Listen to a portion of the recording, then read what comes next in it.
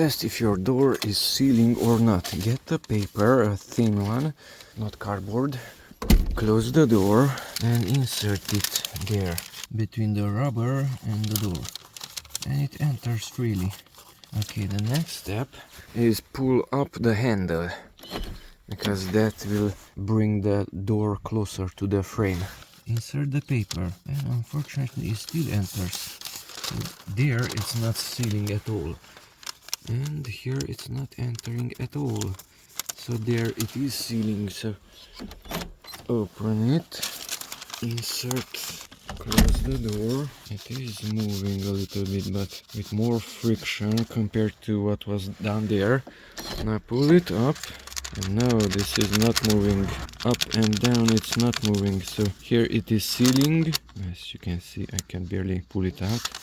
But there it's not sealing at all. So what to do? It should lock using these. This cylindrical element should enter into that one.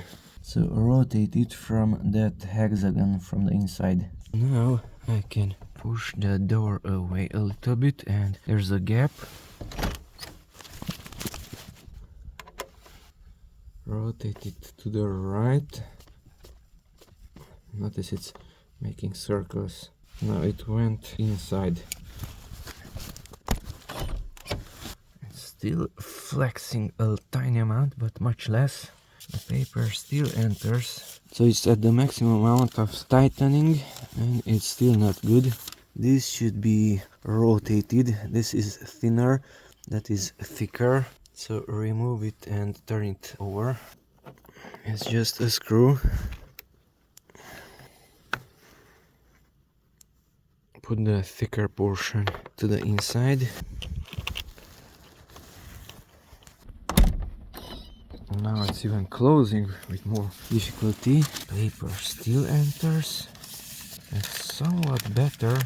It's not moving as easier, but it's still not good. Try not to step on these rubbers, not to deform them.